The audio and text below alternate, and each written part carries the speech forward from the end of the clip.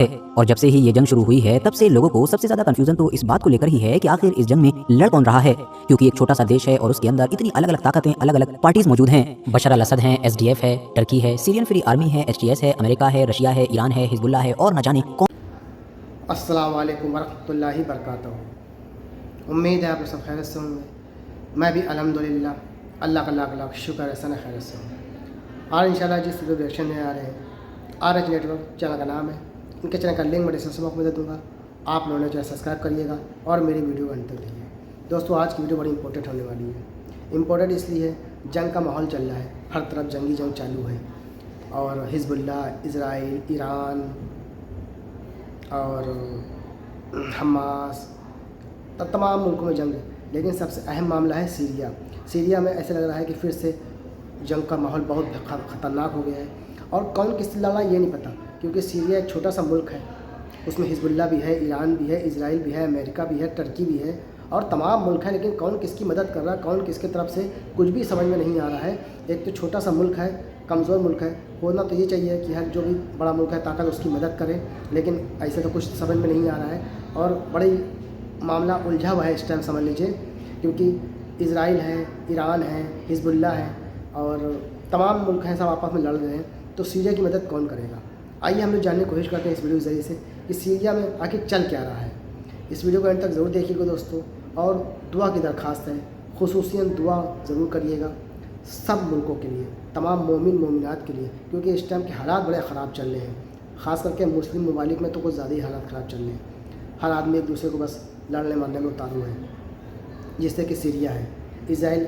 हमला करे पड़ा हुआ है, वहाँ पे आतंकी हमला भी हो रहा है। तमाम मुल्कों का नाम है, टर्की का, अमेरिका का, जिसका देखिए उसका नाम आ रहा है, लेकिन समझ में नहीं आ रहा दोस्तों कि आखिर मामला है क्या। तो चलिए वीडियो के जरिए से हम लोग जानने की कोशिश करते हैं क्या मामला है। वीडियो अंत तक ज़रूर देखिएगा, अच्छी लगे तो शेयर करिएगा। तो चलिए बिना देरी के वीडियो स्टार्ट करते हैं, फिर उसके बाद बात करते हैं।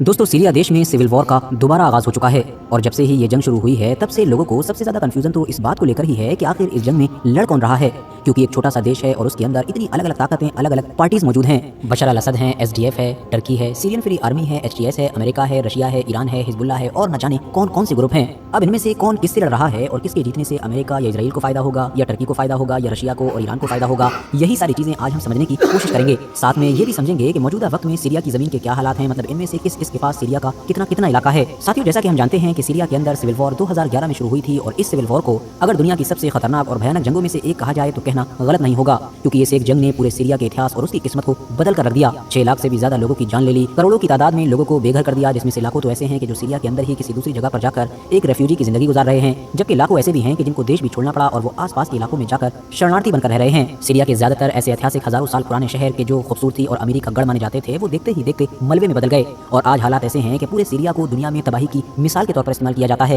मतलब दुनिया के किसी और इलाके में भी अगर कोई मुसीबत आ जाए, कोई आपदा आ जाए, कोई जंग छिड़ जाए, कोई हमला हो जाए, तो वहाँ के हालात को देखकर लोग ये कहने लगते हैं कि अरे ये तो सीरिया हो गया। इस सिविल वॉर की वजह से सीरिया के अंदर ऐसे लोगों का नंबर भी लाखों में पहुंच गया कि जो 2 वक्त की रोटी के लिए भी मुहताज हो गए। बाहरी मदद आती थी तभी उनको खाने को मिलता था। और सीरिया की सिविल वॉर से ये जो खतरनाक, भयानक और दिल को दहला देने वाली तबाही नजर आई, उसकी मेन वजह भी यही थी कि जो चीज आपको कंफ्यूज कर रही है, मतलब सीरिया की सिविल वॉर में बहुत सारी अलग अलग छोटी बड़ी पार्टीज का इन्वॉल्व हो जाना और तो और फिर बाहरी ताकतों का भी कूद पड़ना। नतीजा ये हुआ कि ये सारी ही पार्टीज आपस में एक दूसरे से लड़ रही थी, एक दूसरे के ऊपर हमले कर रही थी और मौतें अगर किसी की हो रही थी तो वो सिर्फ और सिर्फ सीरिया के आम लोग थे। RH नेटवर्क की नॉलेजेबल फ्रेंड्स, टाइम को बचाने के लिए हम सीरिया के पीछे के ज्यादा इतिहास पर नहीं जाएंगे, क्योंकि हम ऑलरेडी उस पर बहुत सारी बातें कर चुके हैं। डायरेक्ट मुद्दे पर आए तो आप ये समझें कि ये जंग शुरू हुई थी सन 2011 में और ये सिविल वॉर भी क्यों शुरू हुई थी, ये चीज भी आप में से ज्यादातर लोग जानते ही होंगे। हुआ ये था कि 2011 ये वो दौर था कि जब अरब स्प्रिंग का आगाज हुआ, मतलब अरब के बहुत सारे देशों में आम जनता ने अपने बहुत सारे हुक्मरानों की हुकूमतों को पलट दिया था। सीरिया के वो मजलूम लोग जो पिछले एक लंबे वक्त से एक जालिम डिक्टेटरशिप में रह रहे थे, उन्होंने भी मौका देखा तो अपनी हुकूमत के खिलाफ खड़े हो गए। लेकिन बशर अल असद की हुकूमत ने आम लोग जो प्रोटेस्ट कर रहे थे उनके खिलाफ सेना उतार दी और ऑटोमेटिक हथियारों वगैरह का इस्तेमाल करना शुरू कर दिया। नतीजा ये हुआ कि आर्मी का एक ग्रुप ही अपनी आर्मी और हुकूमत से बागी हो गया, लोगों के साथ खड़ा हो गया और लोगों ने भी हथियार उठा लिए। इस तरह से सीरिया के अंदर सिविल वॉर का आगाज हुआ। सीरिया की सिविल वॉर के जो पिछले 10-15 साल से लगातार जारी है, इवन अभी भी चल रही है, वो वैसे तो हमारे दौर का सबसे कॉम्प्लिकेटेड मतलब उलझा हुआ टॉपिक है, लेकिन फिर भी हम उसको 3 फेजेस में डिवाइड कर सकते हैं।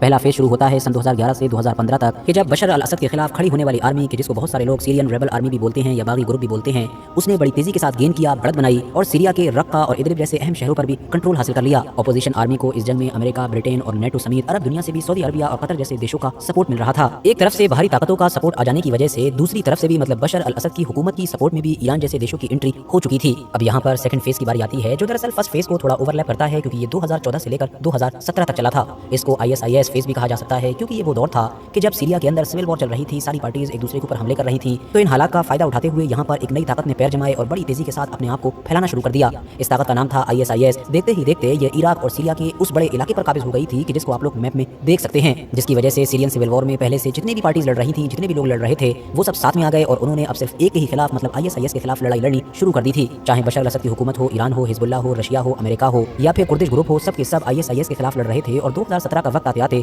IS मानो न होने के बराबर रह गया था, यानी उसकी इस जंग में हार हो चुकी थी। ISIS से निपटने के बाद अब वेस्टर्न पावर्स ने और स्पेशली अमेरिका ने अब यहाँ के एक और ग्रुप मतलब कि SDF को सपोर्ट करना शुरू कर दिया। ये दरअसल उन्हीं कुर्द लोगों का एक ग्रुप है कि जो पहले तो ISIS से अपनी जमीन वापस लेने के लिए लड़ रहे थे मगर बाद में टर्की से लड़ने लगे। और टर्की से भी इनकी दुश्मनी की वजह पुरानी है क्योंकि हम जानते हैं कि इस पूरे इलाके में रहने वाले ये सारे कुर्द लोग अपने कुर्दिस्तान देश बनाना चाहते हैं, जो जाहिर है इस इलाके के एक दो नहीं बल्कि 3-4 देशों को तोड़कर ही बनाया जा सकता है। अब यहाँ से शुरू होता है सीरियन सिविल वॉर का तीसरा फेज जो लगभग 2016 से लेकर 2020 तक चला। इसमें अमेरिका की सपोर्ट से कुर्द लोगों ने बड़ी तेजी के साथ बढ़त बनाई और सीरिया के नॉर्थ के एक बड़े इलाके पर कंट्रोल हासिल कर लिया। दूसरी तरफ इसी दौर में ही अब ईरान, हिजबुल्लाह और खासतौर से रशिया की मदद से बशर अल असद की आर्मी ने भी बड़ी तेजी के साथ बढ़त बनानी शुरू की और अपने पुराने खोए हुए सारे इलाकों को दोबारा हासिल करना शुरू कर दिया। 2020 का शुरुआती वक्त आते आते हालात ऐसे हो गए थे कि बशर अल असद की आर्मी इन बाहरी ताकतों की मदद से मानो सीरिया के एक बड़े इलाके पर छा चुकी थी और वो रेबल ग्रुप जिसने एक दौर में बशर अल असद को मानो हरा ही दिया था, वो अब सिमट कर टर्की वाली साइड में बिल्कुल एक छोटे से कोने पर रह गया था, जिसको आप लोग बखूबी मैप में देख भी सकते हैं। तभी मार्च के महीने में टर्की के राष्ट्रपति रजब तैयब अर्दोगान और रशिया के राष्ट्रपति व्लादिमीर पुतिन की मदद और कोशिशों से यहाँ पर सीज फायर हो गया और सारी की सारी ताकतें जहाँ पर थी वहीं की वहीं ठहर गई। यहाँ पर कॉन्टेक्स्ट के लिए हम आप लोगों को ये भी बताते चलें कि ये जो रेबल ग्रुप है जो बशर अल असद की आर्मी के खिलाफ लड़ रहा है या लड़ता आया है, इसको डायरेक्टली और इनडायरेक्टली टर्की भी सपोर्ट करता है और सपोर्ट करने के पीछे जो मेन वजह है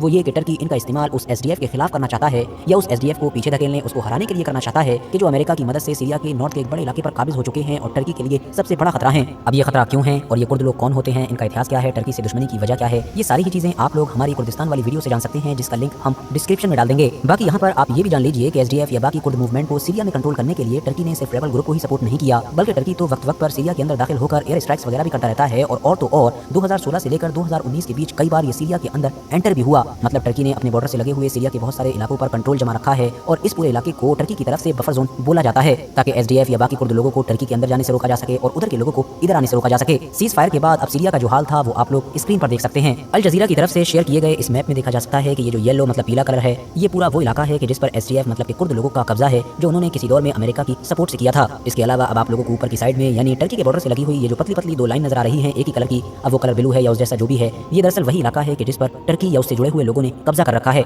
और जिसको टर्की की तरफ से बफर जोन की तरह इस्तेमाल किया जाता है। बाकी जो सबसे बड़े इलाके पर रेड मतलब के लाल कलर नजर आ रहा है ये वही कलर है कि जहां पर बशर अल असद की हुकूमत कायम है जो पूरे सीरिया का लगभग 60 से 61% बनता है। तो इस हिसाब से अभी भी बशर अल असद की आर्मी का सीरिया के सबसे बड़े इलाके पर कंट्रोल है। साथ ही साथ आप लोगों को ये लाल पूरे एरिया के बीच बीच में कहीं पर काले काले धब्बे भी नजर आ रहे होंगे, ये दरअसल वो कुछ खास इलाके हैं कि जहां पर अभी भी ISIS या उससे जुड़े हुए बाकी लोगों का कंट्रोल या फिर किसी तरह का दबदबा कायम है। अब नीचे की साइड में भी आपको बिल्कुल कोने पर मतलब लाल कलर से लगा हुआ ही नीला कलर भी नजर आ रहा होगा, ये दरअसल वही गोलान हाइट है कि जिस पर इजराइल का कब्जा है और इसका ताल्लुक कोई सीरिया सिविल वॉर से नहीं है बल्कि सीरिया की जमीन पर इजराइल का कब्जा 1967 से बना हुआ है। आखिर में बचता है हरा मतलब के ग्रीन कलर और हरा भी आप लोगों को यहाँ पर दो तरह का नजर आ रहा होगा, एक तो क्लियर हरा है जबकि दूसरे हरे कलर के साथ कुछ पट्टियां भी नजर आ रही हैं और यहीं पर मौजूद है वो फोर्स वो HTS नाम का ग्रुप कि जिसने सीरियन सिविल वॉर को दोबारा शुरू कर दिया है। इसमें से टर्की के बॉर्डर के साथ लगा हुआ जो क्लियर हरा कलर है मतलब बगैर पट्टी के, ये वो इलाका है कि जहां पर HTS 27 नवंबर 2024 से पहले हुआ करता था। मगर अब ये जो पट्टी के साथ नजर आ रहा है ये वो नया इलाका है कि जो बशर अल असद की आर्मी के पास था, मगर 27 नवंबर से लेकर अब तक मतलब अगले 4-5 दिन के अंदर ही इस फोर्स ने अपने कंट्रोल में ले लिया है और हर गुजरते वक्त के साथ ये उम्मीदों से भी कहीं तेजी के साथ बढ़त बना रहा है। बढ़त की वजह ये मानी जा रही है कि क्योंकि इसको टर्की और मुमकिन है कि अमेरिका समेत वेस्टर्न देशों का सपोर्ट हासिल है।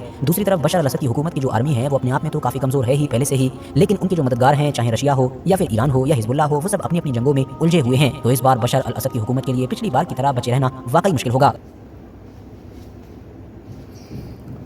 तो दोस्तों ये था हमारा रिएक्शन जो हमने देखा, ये समझ लीजिए कि ये दुनिया तीसरे वर्ल्ड वॉर की तरफ जा रही है। शायद तीसरा वर्ल्ड वॉर का मतलब है हर मुल्क एक दूसरे से लड़ेगा, चारों तरफ खून ही खून, लाशें, कत्ल वारदात, यही सब है और ये पेशन गोई भी है यानी कि आलमी जंग जिसे हम लोगों को बताया है उलमाओं ने आलमी जंग के बारे में, तो शायद वो तीसरा वर्ल्ड वार ही हो। और तीसरा वर्ल्ड वार दोस्तों अगर इस बार होगा तो बहुत ज़्यादा नुकसान होगा इंसानियत का भी, और तमाम पूरे मुल्क तबाह हो जाएंगे इस तीसरे वर्ल्ड वार में। जैसे कि जो बड़ी ताकतें हैं छोटी ताकतों को दबाती चली जा रही हैं, जैसे कि सीरिया है, जैसे कि हमास है, जैसे कि हिजबुल्लाह है, सूडान है, ये सब लोग उनको दबाते चले जा रहे हैं और वहाँ पे हमला करे जा रहे हैं, क्योंकि वो कमज़ोर मुल्क है, कुछ कर नहीं सकता। तो बस दुआ करें सबके लिए, तमाम मोमिन मोमिनात के लिए, और हमारे मुल्क, अपने मुल्क हिंदुस्तान के लिए ज़रूर से ज़रूर दुआ करें कि यहाँ के भी हालात अमन अमान सुकून बरकरार रहे हमेशा। तो उम्मीद है आपको वीडियो अच्छी लगी होगी। आपको इस वीडियो के बारे में जो भी अच्छा लगा हो तो अपनी कीमती राय कमेंट बॉक्स में ज़रूर बताइएगा। हम आपसे मिलेंगे नेक्स्ट वीडियो में, तब तक के लिए अस्सलाम वालेकुम व रहमतुल्लाहि व बरकातहू।